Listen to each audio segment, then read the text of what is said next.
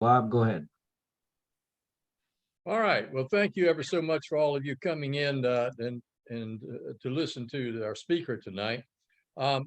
Some of you may wonder what I was doing when I was squinting at the screen. I've got little pieces of paper here.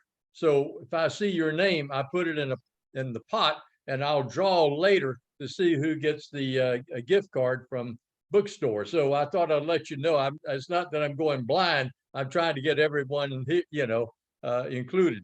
But I want to thank all of you for coming on tonight. I think it's important. I think the climate may be the very #1 issue that we have, but we also have some other issues that are taking up our time because of personal reasons or personal experiences. But this is certainly something that we want to pay more attention to. So I'm going to turn it over now. Normally, I would turn it over to our treasurer, but it'd be kind of hard to do since he's not here. So I would turn it over to Mohammed. Okay, thanks, Bob. Before I introduce Susan, I would like to thank our member and former treasurer of our local group, Louisa Hodges. Louisa had signed up, but she just moved to Colorado, so she must be busy unpacking. So Louisa is the one who I believe had attended an activity or an event that was organized by the Citizens Climate Lobby, and she suggested that I contact Mary Meglin, which I did, and Mary is the one who arranged for tonight's speaker, Susan. So Mary, thank you so much for helping with arranging tonight's speaker. Oh, my pleasure. We're happy to meet you, Mohammed. Thank you. So our speaker tonight is Susan Meredith. Susan first became interested in environmental concerns while at the University of Illinois years ago. She did her freshman engineering project on electric vehicles. Her post office used them to deliver the mail. She co-founded and ran Go Green Squads for 7 years, an energy efficiency service provider now under new owners. She is the author of the award-winning book, Beyond Light Bulbs, Lighting the Way to Smarter Energy Management. She is now bringing a mobile financial game and workshops to market, which she considered to be a whole other area of energy, human energy. And she's still very committed to climate solutions as a member of the Citizens Climate Lobby. So please join me in welcoming Susan to our Amnesty International local group. Go ahead, Susan. Thank you. Okay. Well, we are talking, can you see my screen? Yes. Okay, so we're talking about climate change and human rights. So before we get into thank you, Mohammed, for giving the introduction. So this is a really interesting combination, climate change and human rights, because they're very definitely tied together, as I'm sure you probably know, and we'll talk more about. And I'm not going to say anything about me because we already did. But what I really want to cover today is how does climate change relate to human rights, and then what Citizens Climate Lobby is doing, and also specific actions that anybody can take to get more involved, because as you say, it is one of the biggest things, probably in my opinion the biggest things, because if we don't have an inhabitable planet, then nothing else really matters, truthfully. So that's what we want to cover today. So first thing, if you say, how familiar are you? You know what I'm thinking, since I can't see everybody. I was going to say, oh my goodness. Anyway, how familiar are you with climate change? And if you want to put it in the chat, you can just put a number, 1, 2, 3, 4, 5. We'll make this participatory. What would you say? I haven't the faintest idea what it is. That's 1. I'm well versed is number 3, and I'm totally up on this stuff is number 5. So just put something in the chat to say what you think. what are we getting? Because that tells me who I'm talking to. That's good. Looks like lots of 3s, 4s, and 5s. I'm thrilled to see the 5s. Just a little, a couple of 2s, it looks like. So for the most part, you guys are fairly well versed. That's good to know. So if you say also, we're talking about this in terms of climate change. I don't know why I'm coughing all of a sudden. I haven't coughed for ages. If you say how this relates to human rights, how does climate change relate to human rights? Also in the chat, go ahead and put some thoughts on what how it relates to human rights. What's Thwaites? That's the name of the glacier that's about to break off in the Antarctic. Oh, right. I heard about that. Yeah, it's hanging on by its fingernails, they said, is the way they talk about it. So what do you guys see? And how anybody have anything?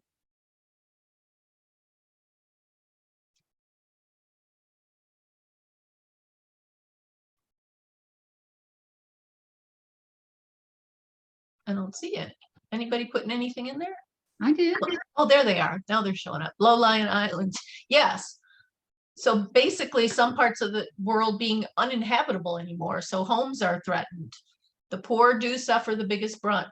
Yes. Food production, that's in the sea as well as on land. You know, we're really seeing the effects of climate change on both areas. And poorer nations are feeling the consequences, absolutely. Farm workers. Good, these are good insights. Some others that are, you know, that are even affecting all of us is air quality. I have this one graphic sometimes that I use that is in India, I believe it's India and Beijing, it was the other one, where the air quality is like so thick that they can make bricks out of that, like vacuuming the air, they can make bricks out of it. I mean, the air quality is so bad that people are just dying all over the place. So floods, extreme weather, definitely. Food insecurity is what it is. The people that are, usually the people that are in the most risky areas are living, as somebody says, along the coast. The people in the places that are most in danger of extreme weather are the people that are lower income people.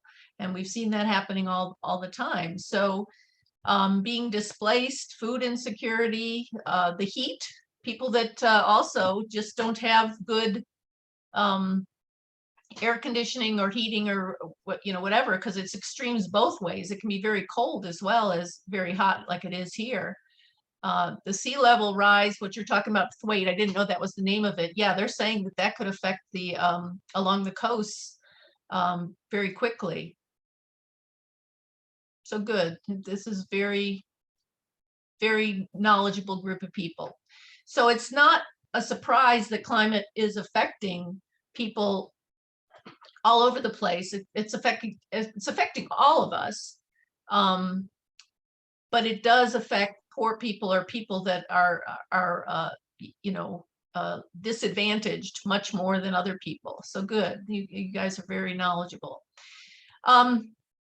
Right now, it used to be when I first started talking about these kinds of things, we started Go Green Squads in 2009 and ran it for 7 years. My husband and I started it together. And, you know, it used to be that you had to convince people that there was such thing as global warming. And then people would be like, oh, but it's cold out and whatever. And that was just kind of thing. But what it is that there's now 97% of climate scientists agree that it's real. And there's a sequence that happens, which is that it's caused by increased greenhouse gases. Water is a greenhouse gas. I don't know if you know that. So there's several greenhouse gases. But what it is there's a guy, I don't know if you guys have heard of Buckminster Fuller, but it's somebody that I follow what he says very much so. And what he talked about is toxicity is something that hasn't completed its cycle yet. And I always think about that in terms of climate change, that it's really about balance. It's not that carbon emissions are bad in and of themselves. It's that it's out of balance. So, too much water is just as bad as too little water. It's about balance. And the same thing is true with carbon emissions. So there's no question that we are on the side of too much carbon emissions. It's not saying we want to get rid of them completely. It's that we need to get into balance. And so the real thing is that human activity is no longer any question of whether human activity is causing that. And what that means, the reason that, so when the sun hits the earth, some of it is deflected back, but when there's a kind of a bubble of greenhouse gases, it can't escape. And that's why CO2 and other gases are dangerous for the planet, is there's too many of them that can't escape, the heat can't escape. So global warming causes climate change, and climate change, so CO2, too much greenhouse gases causes global warming causes climate change, and then that causes weather extremes. So there is a logical progression of it. It's not saying that it's always hot everywhere, but the extremes, it can be really, really, really cold too. It's that the extremes of the climate have really just been so affected by the carbon. Okay. And there's no question, there's lots of different ways to show this, that the 6 warmest years ever on record, well, it's now the 8 warmest years on record have occurred in the past 8 years. And it's all over the place. There's only a couple that aren't in the last, as it says, 19 in the last 21, and it was because of an El Nino or El Nino, I can't remember, that caused it to not be the most severe. But there's no question that this is really a trend that we are on that is scary, truthfully. So what signs are you seeing? If you put in the chat, what signs are you seeing that the weather has changed?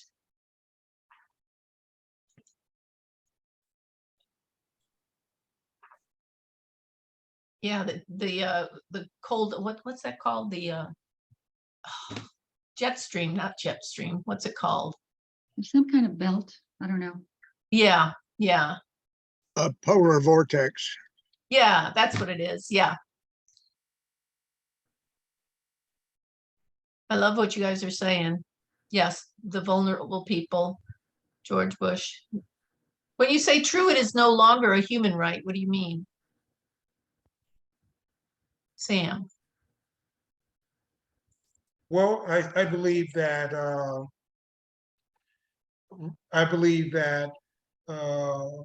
so many of the proxy wars being fought in countries in Africa that are the most vulnerable will do the same to the environment. Those that are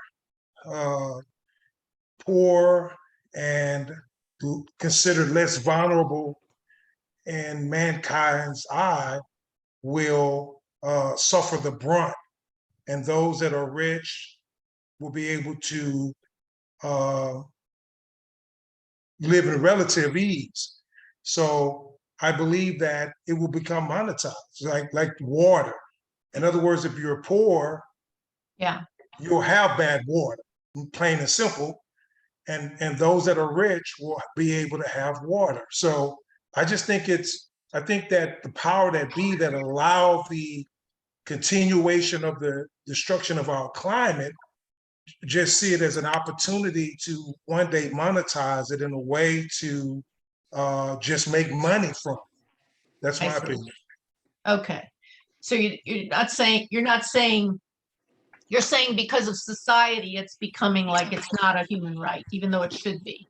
It should be, yes, but it's becoming monetized. Like, yeah, how can we monetize it to where those that have money, yeah, and a few can control who will have access to it?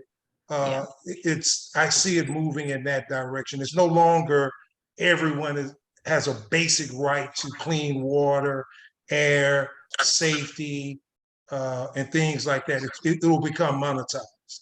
Right. Which obviously is not a good thing. Not a good thing. Do not want that. Not a good thing, but very usual for man. right? I mean, we tend to move in that direction if without folks like you all that are committed to ensuring that we protect the climate. Yeah. Well, and I think that sometimes the earth does things to force us to do something. So I think that's kind of what's happening now. It's like, and I wrote my book in 2009. If you did what I said back then, we'd be in much better shape. But of course we haven't, and not enough has changed since then, which is really bad. So you guys have also said very definitely the kinds of things that we're up against. The record-setting temperatures is affecting everybody.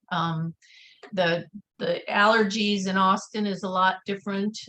You know, there's going to be bugs. There's all kinds of things, more extreme weather, rising sea levels, the droughts, and the ocean temperatures. Again, back to the food insecurity is the ocean temperatures can affect the food production in the sea, just like the heat in crops can be affected.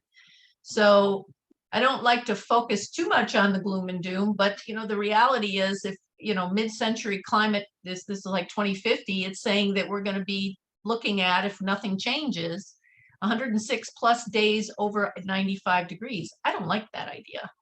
And heat fatalities will go way up, and the decrease in corn yield. So, just in Texas, and that's, affects our economy, and as well as the livelihood or the lives of people. So according to the IPCC, it says that we have until 2030 to cut emissions by 50%.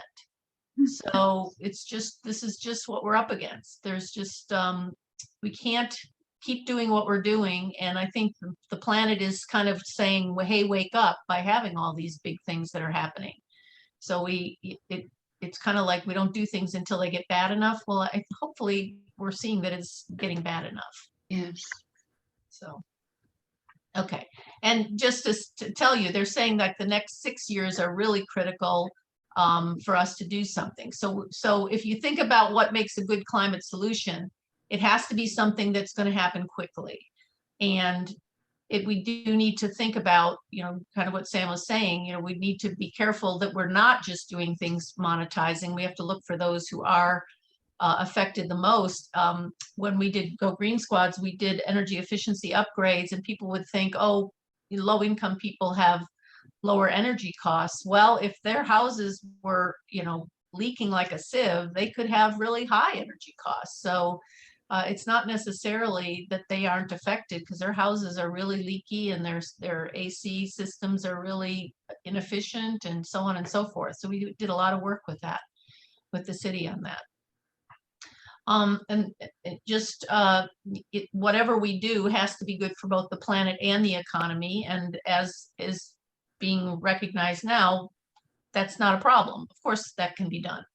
And durable is it's going to stick around, meaning, like they can't just come in and if there's like a what do you call that? Executive order, you can't just come in and take it away.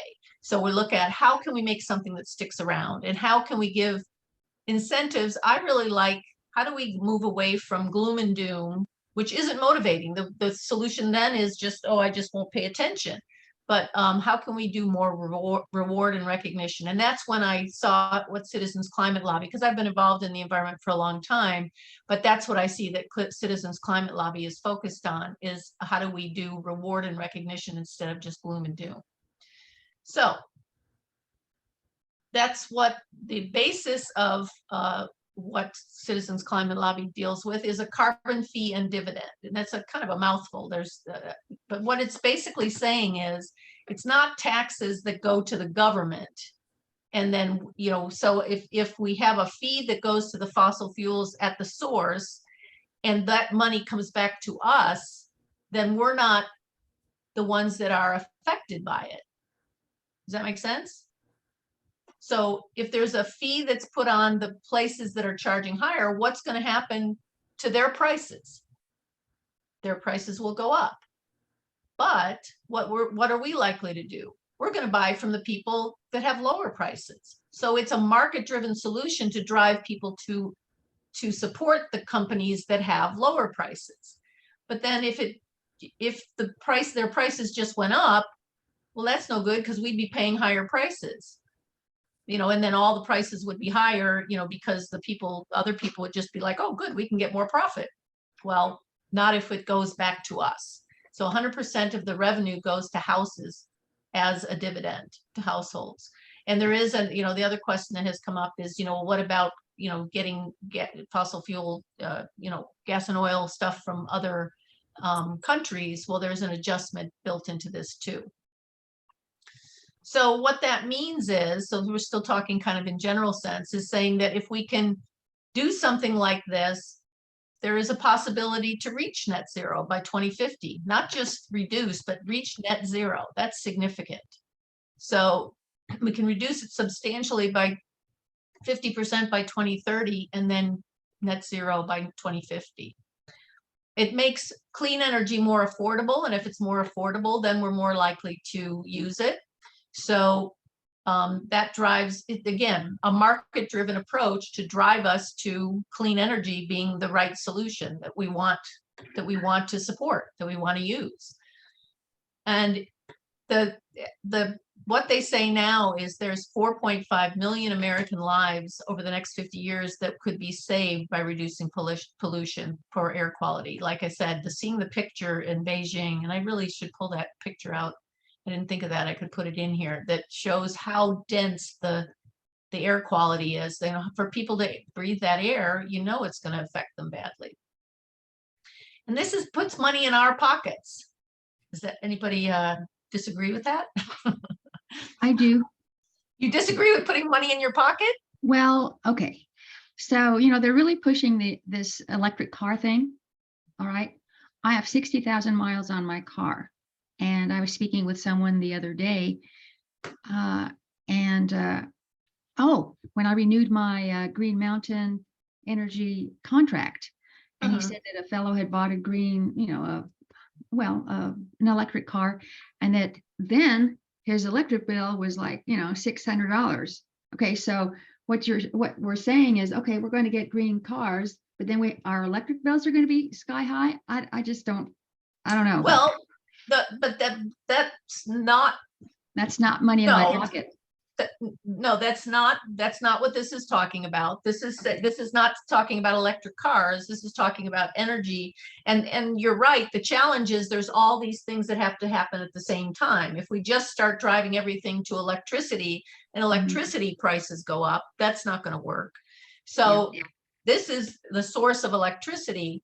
If it's driven to now, there's I could go into a lot of detail that, we can wait for the question and answer for that. But the point of this is if the carbon fee goes back into your pocket, that's what we're talking about, not in other places. Well, that would be good. So I get what you're saying. Yeah. But that's specifically what this is talking about. So, and this is how it works now. So, okay, so that's generally the idea, but this is specifically the CCL, the carbon fee, and it's called the Carbon Dividend Act, or Energy Innovation and Carbon Dividend. So what we're talking about is the percent of, you got to have a baseline to compare it to. So we compare it to the 2005 net emissions is what people use to kind of say, what do we need to do? So if we just do business as usual, as we've seen, nothing changes. As a matter of fact, it could even go up if we're not careful. Kind of like you said, they could use more electricity. That's not going to work. Business as usual is not going to work. So the IPC is saying that we need to be doing what shows in the gray here is getting down in this range as quickly as possible by 2050 for us to stay within 1.5 to 2 degrees Celsius, minimize to that level of change. We don't want anything higher than that. Well, what we're talking about, the CCL proposal, is the Energy Innovation and Carbon Dividend Act, and that will drive to net zero emissions by 2050. And there's all kinds of, you can get into all kinds of details about it, but it's, as this says, the polluters pay policy to incentivize the move to clean energy. And right now, the targets internationally are on the high end of what IPC is saying we need. And we've got US commitments down here But what has just come out with the Inflation Reduction Act is the Clean Electricity Payment Program, and its focus is by 2030 to reduce by 50%. And it does, by 2030, it does good things. But by itself, it's not going to get us where we need to get to. We still need to do something that drives longer term. And that's why we're still saying, okay, it's a great direction we're heading with that, but we still need to keep going. Okay, so specifically, the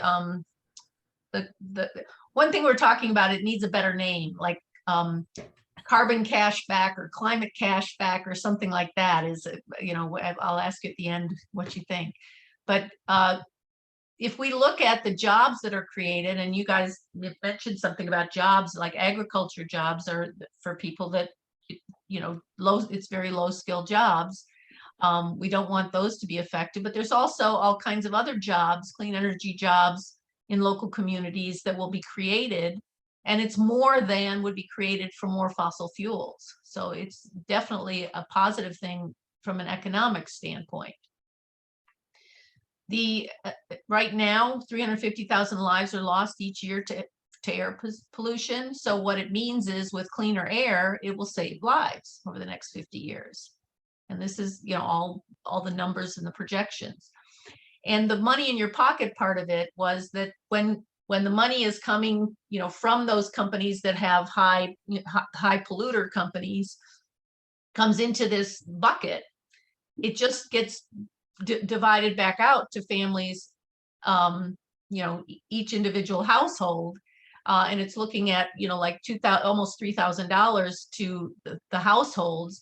And the way this is done is in a stair step. So, you know, it's not all of a sudden these companies have to start paying a whole bunch of money. It's a stair step so that they, you know, they go, it hurts more as time goes on, right? Basically, it hurts more as time goes on. So that's what the Carbon Fee and Dividend Act does. Like I say, carbon cashback, climate cashback, whatever it is. And this is what CCL is promoting. So now any questions on what I've covered? Because what I'm going to say now is, okay, there's lots of things. You already told me that you're not in this category, that you haven't heard much about it. So which category are you in here as far as your actions, how involved you are from a chat standpoint? Oh, I got a bunch of chats I need to look at too. Got all kinds of good things in here. Yes, you're right. The earth will continue to warm if we don't.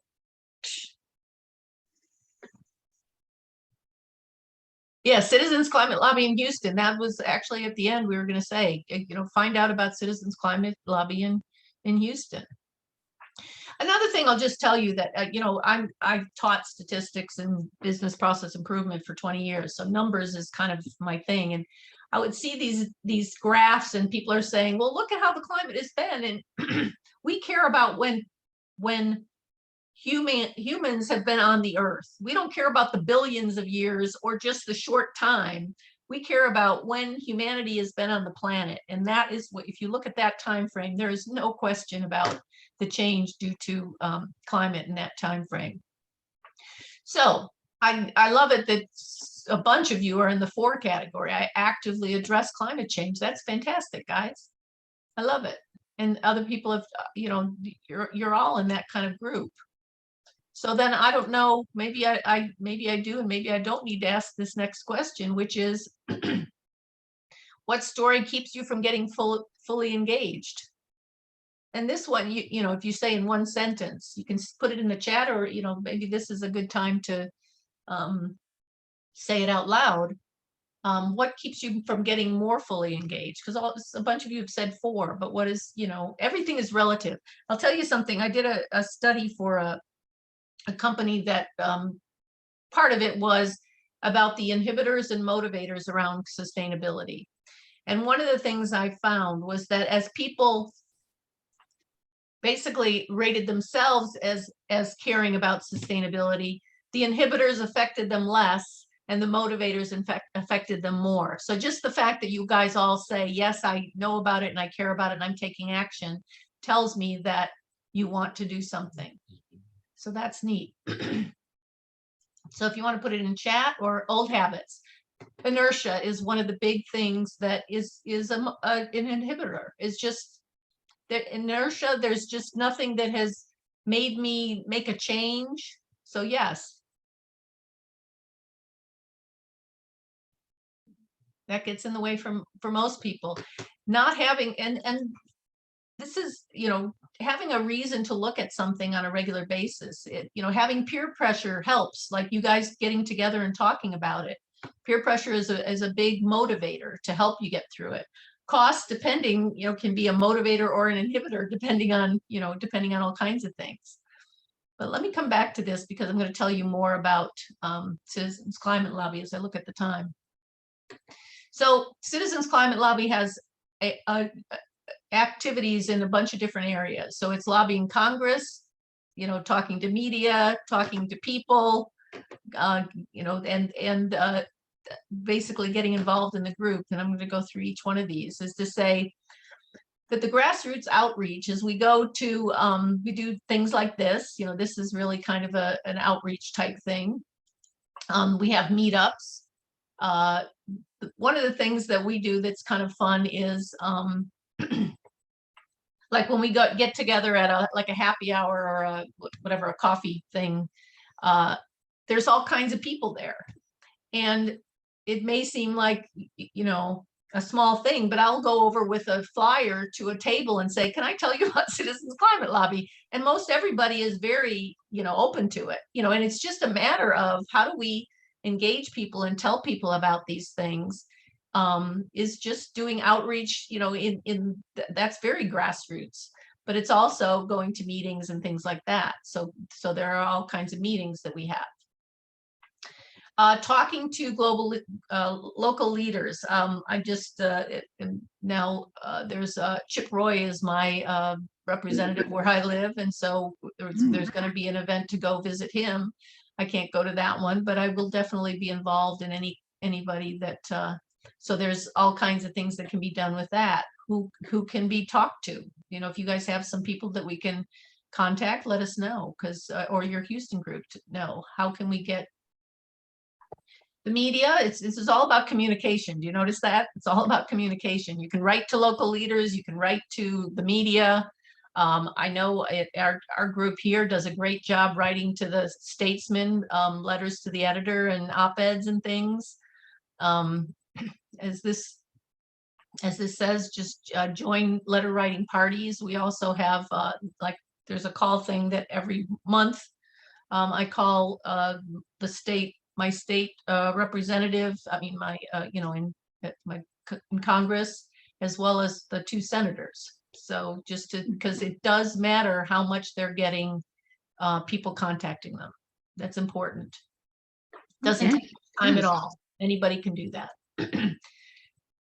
If you want to learn more, there's a weekly session. Go to cclusa.org and just go to cclusa.org in general to find out what's going on about in your area or anywhere else.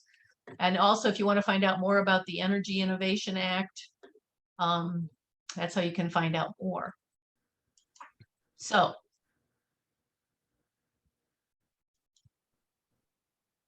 Okay. Good. I contribute to. I'm now looking the rest of your things. Your pod. Isn't it true that the kids help us a lot? Living in a car-based society. So let's talk about some of these things, because you guys have gotten some put some really good comments in here. So what monthly calling campaign? Good. What did you hear? What do you what would it take for you to get more involved? Talk to me.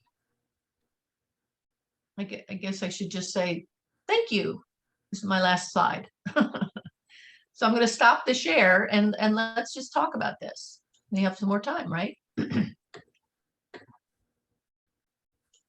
What did you hear? Yes, that's Bob, right?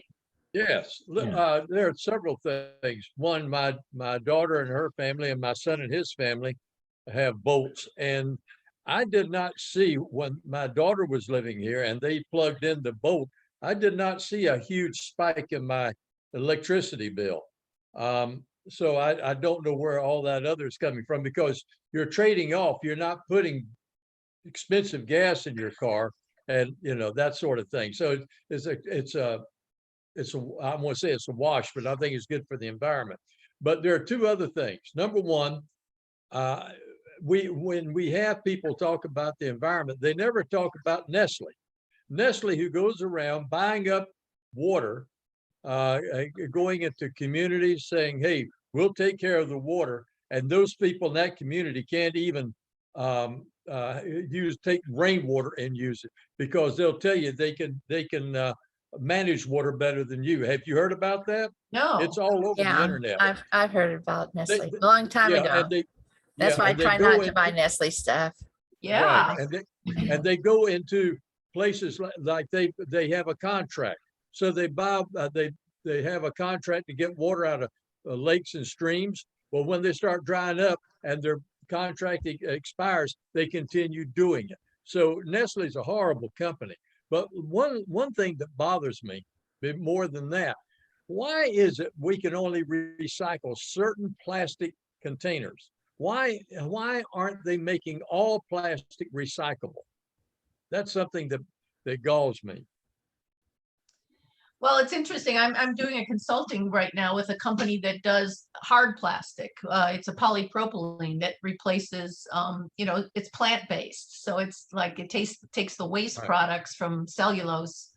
The plastic is a very complicated thing. There's so many different kinds, and I know in Austin we used to have where you had all these different bins for the different rated numbers of plastic because they are handled differently. So I don't know a lot about plastic, but Okay. I know something. But it's just there's so many kinds. Yeah, we have a local expert here in the local church, Brian Keys. Yeah. Is a plastic expert. And the problem with some of those plastics is that their composition does not lend themselves to reuse.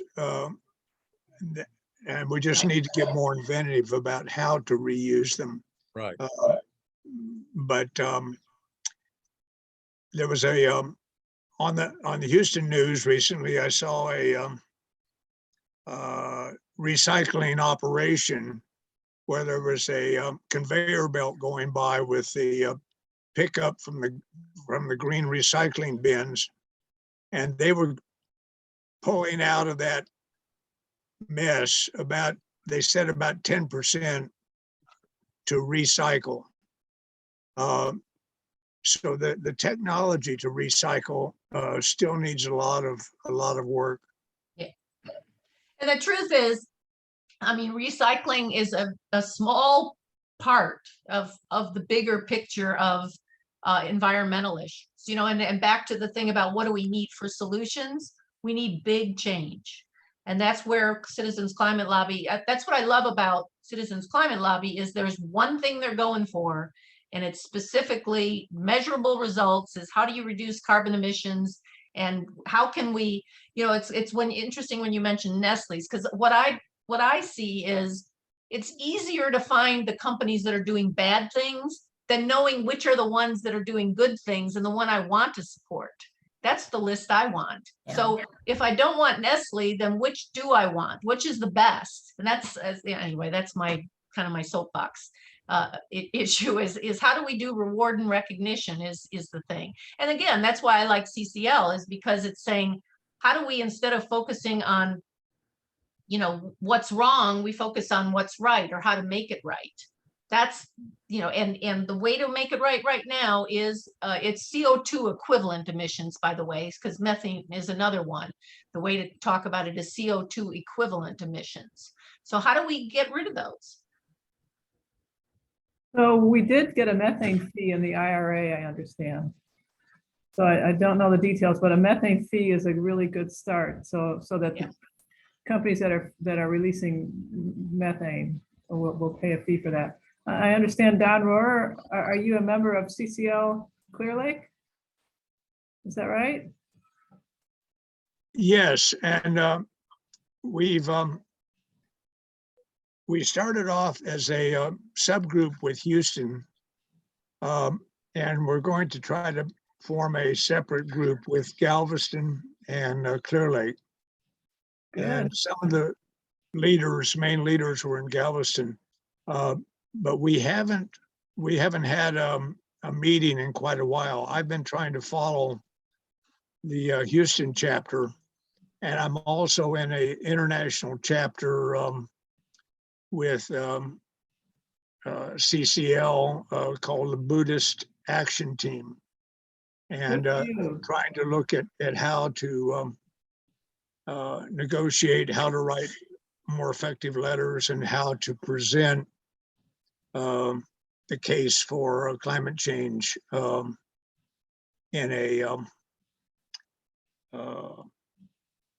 a friendly way, I guess is the idea. Yeah, and it's interesting you say a friendly way. And then Alex, I didn't notice your hand. I'll call on you in a minute. A friendly way. That's one of the things that I keep looking at is, like lots of words have charge. Clean energy has charge for a lot of people. It shouldn't, but it does. So that's why in my book, I talk about a balanced energy economy, because the truth is we're not going to turn off fossil fuels tomorrow. When you look at the numbers, there's a stair step that we have to get through, and it's all about polarization. There's this thing that we do that, there's these oppositional polarization kind of things. The truth is, it's not either or with the alternative and traditional energy. We need both, but we need to turn towards the future, which is a healthy planet, and say, okay, what's in parallel? And what's in parallel is ramp up the alternative energy sources as quickly as possible, and in parallel be doing things to mitigate, reduce, sequester, etc. And like Buckminster Fuller said, find a use for the carbon emissions for another product, which is happening. Those things are happening. So it's not about the either or and make someone wrong and all that kind of thing. It's just literally, to me, it's about be curious. I'm curious, what kind of future do you want? How could we get there? There's a really good show. It's called The End Is Nigh with Bill Nye, the science guy. Bill Nye, yeah, he's good. And he it's about climate. He actually shows that if we keep on doing what we're doing, this is what's going to happen, and it's really bad. But he also has solutions for things, and some of those I think maybe Don mentioned. Someone did. There were these things that you can put out, like artificial trees that absorb more carbon dioxide than trees do, and you can have them situated in forests and around the planet, absorbing the carbon dioxide, the extra carbon dioxide. And there were some things with the ocean that you could, as the hurricanes get worse, there are things you could do to keep put out in the ocean that was like windmills. That would help. I would love to have a place or a way to get, anyway, that's it's my soapbox of eco campaigns, but that's not, let me get to Alex, because Alex is very patient, has had his hand up for a while.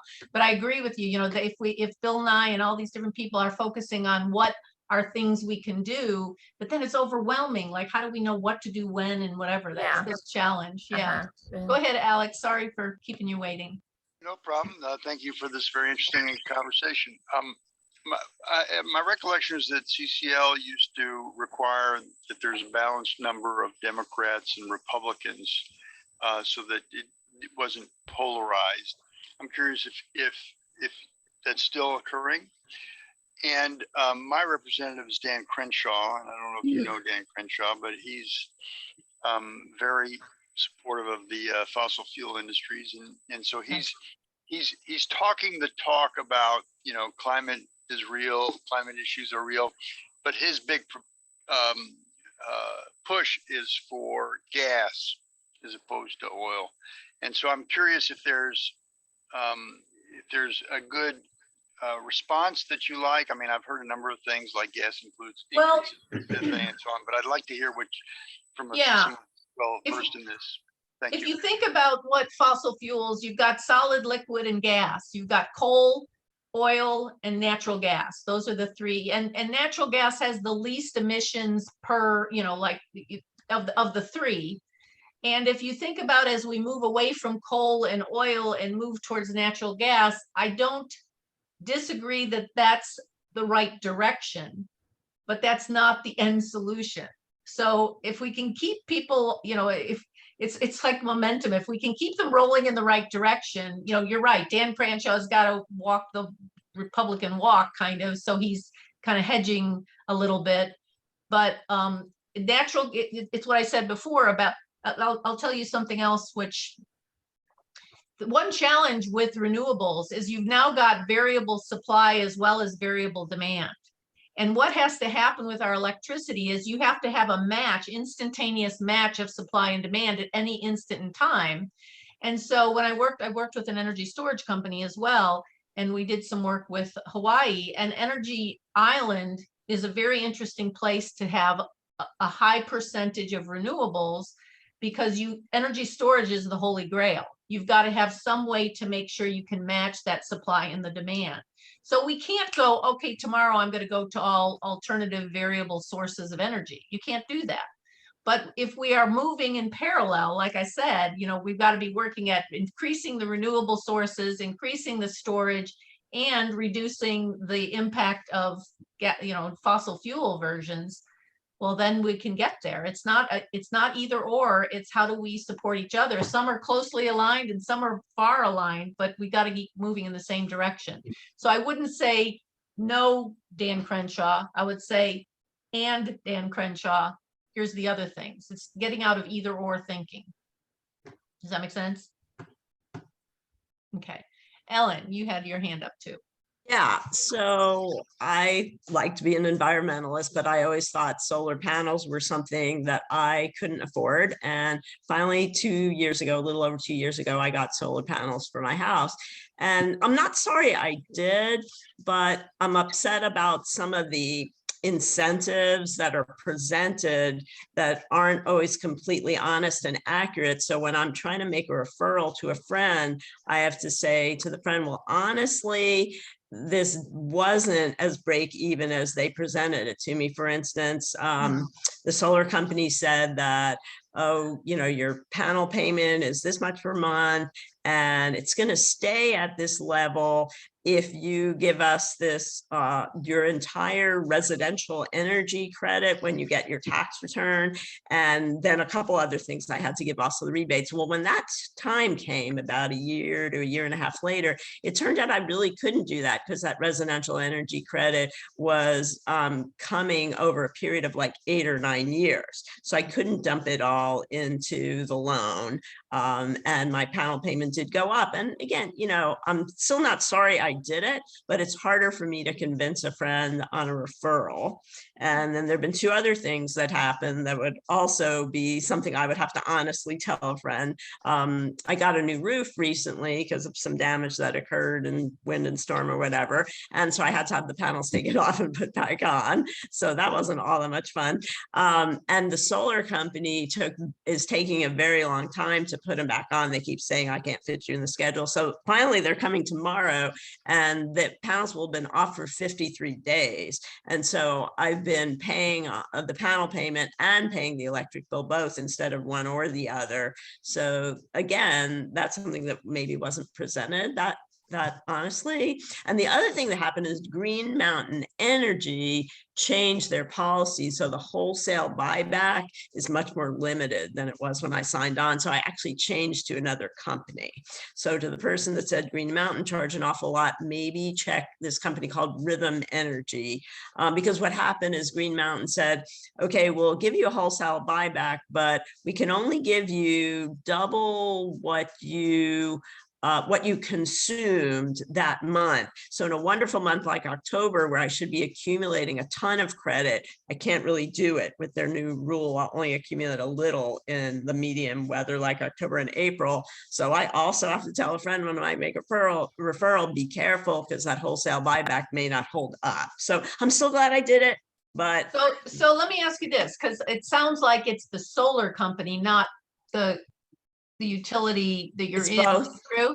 It's It's both. both. I'm telling you three things. Two were the solar company's fault, and one was the Green Mountain's fault. Green Mountain, yeah, I'm not familiar with Houston, yeah. Yeah, But yeah. yeah, it's a shame, like I know, anyway, I've been having Go Green Squads, I've been out of it for a little while. We sold it a while ago. My husband had, anyway. But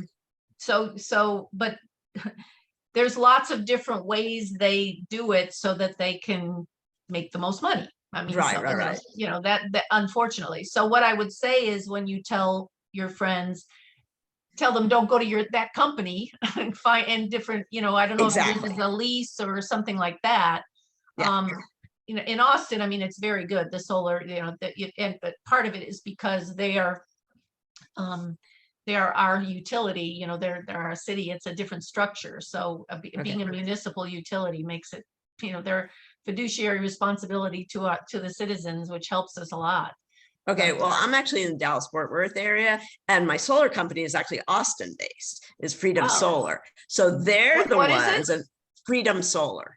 I Yeah. don't know that one. So, well, it was supposed to be like rated as the very top. It was just one reason I got it, even though it's costing a little bit more. But one of their problems is, okay, majority of our customers are around Austin. We only send the crew up to Dallas Fort Worth every once in a while. So if there's a problem, you know, I have to wait longer. So anyway. Yeah.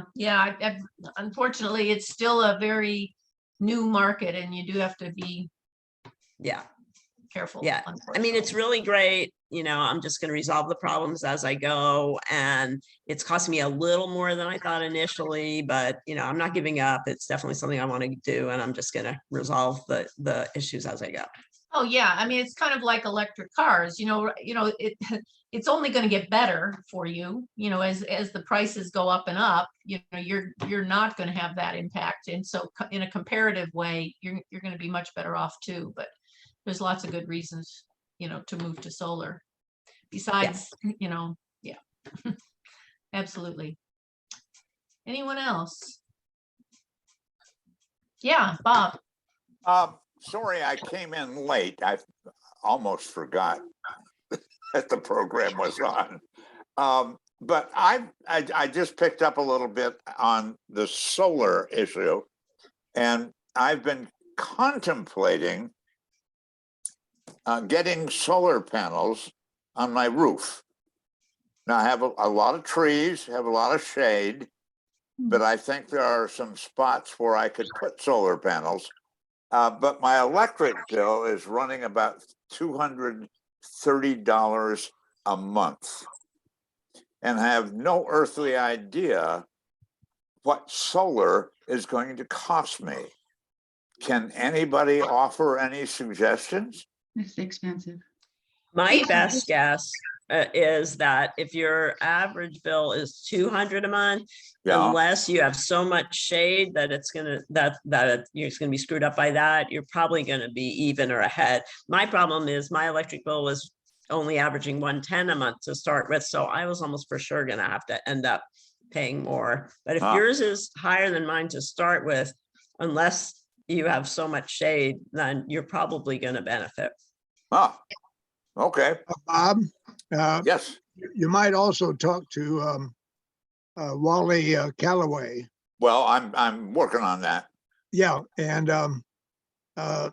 there's several other people, Evar, right, and several people that worked at the project with the church. Yeah, solar panels. So they did quite a bit of research and everything, so they can help you on that. Well, I talked to somebody at the church yesterday, and he said, and he's considering solar panels for his house, and he said it's going to cost him $26,000. That's not that much, actually. Say it again. That's actually not that much for a set of panels on a house. My house is small and mine were more than that.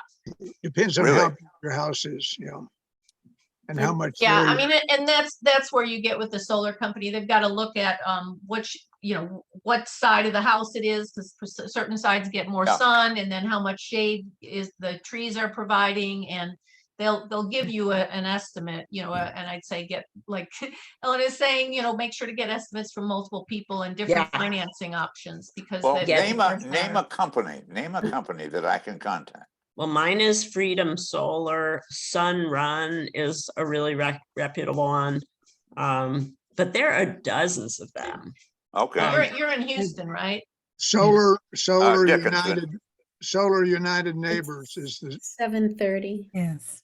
Yeah, Okay. it's Bob, Yeah. One other thing I'll just tell you is that solar is one thing, and it's the sexiest thing, but you also, if you don't have, take a ruler and see how much insulation you have in your attic. Right.